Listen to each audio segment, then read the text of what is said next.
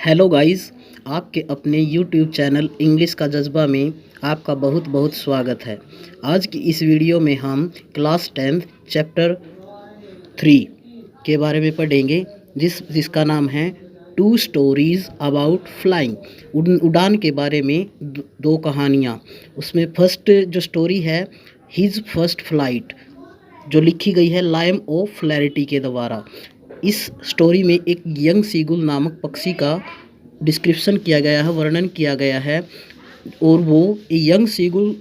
Is afraid to fly. जो युवा seagull नामक पक्षी था वो उड़ान को लेकर बहुत डरता था। और इसमें पढ़ेंगे हम how does he conquer his fear, और वो अपने डर पर किस प्रकार काबू करता है। So now let's start his first flight, उसकी पहली उड़ान। In the story the young seagull was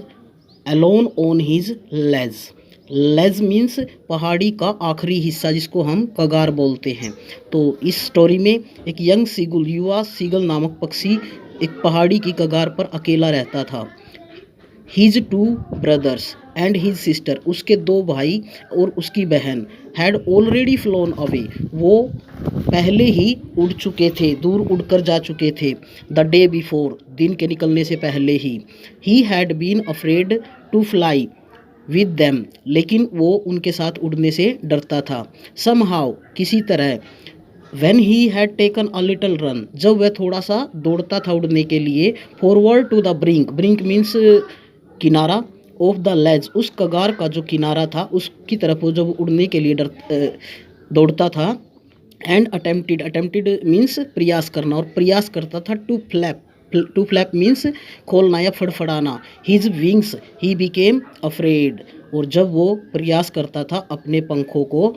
खोलने की या फड़फड़ाने की, तो वह डर महसूस करता था। The great expanse of sea stretched down beneath, और the great expanse of sea, समुद्र का विशाल विस्तार, स्ट्रेस्ड फैला हुआ था, डाउन नीचे की तरफ, beneath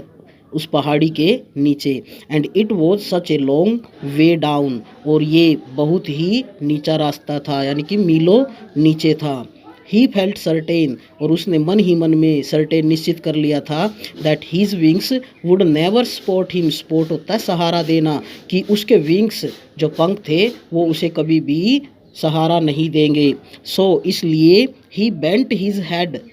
and ran away back to the little hole under the ledge where he slept at night. इसलिए वो बेंट होता झुकाना, हिज हेड अपने सिर को झुका लेता था, एंड रैन अवे वापस भाग जाता था, बैक मीन्स वापस, टू द लिटल होल उस छोटे से होल की तरफ, छिद्र की तरफ, अंडर दी लेज जो लेज के कगार के नीचे था, where he slept at night जहाँ पर वो सारी रात सोता था। Even when each of his brothers, यहाँ तक कि उसके भाइयों ने, एंड हिज सिस्टर और उसकी बहन ने, हुज विंग्स उस जिनके पंख, वर फार शॉर्टर उससे than his own, young seagull से भी छोटे उनके पंख थे। रैन टू द ब्रिंक, वो किनारे की तरफ दौड़ते थे। फ्लैप्ड देयर विंग्स, अपने पंखों को फड़फड़ाते थे। एंड फ्लू अवे, और उड़ जाते थे। He failed to muster up courage to take that plunge which appear to him so desperate, और वो डरता था, मस्टर अप होता है इकट्ठा करने में, साहस जुटाने में डरता था। To take that plunge, plunge होता है किसी डिफ़िकल्ट सिचुएशन का सामना करना, तो उस डिफ़िकल्ट सिचुएशन को सामना करने के लिए वो साहस नहीं जुटा पाता था। और उसके लिए विच अपीयर्ड टू हिम, जो उसके लिए दिखाई देता था, सो डेस्परेट, डेस्परेट होता है निराश कर देने वाली सिचुएशन, स्थिति, तो उसके लिए वो उसे निराशा होती थी उसको। हिज फादर एंड मदर, उसके पिताजी और माताजी, had come around calling to him, shrilly upbraiding him, threatening to let him starve on his legs unless he flew away। और उसके पिताजी और उसकी मदर थी उसके चारों ओर चिल्लाते थे श्रीली तीखी आवाज़ में, अपब्रेडिंग, उसको अपब्रेडिंग होता है स्कोल्ड करना, डांटना, उसको डांटते थे, थ्रेटनिंग, थ्रेटनिंग होता है डराना, उसको डराते थे, टू लेट हिम स्टार, कि वो भूखा मरेगा, ऑन हिज लेज, अपनी कगार पर, जब तक अनलेस, जब तक ही फ्लू अवे, जब तक वो उड़ना नहीं सीखेगा या उड़ेगा नहीं, बट लेकिन फॉर द लाइफ ऑफ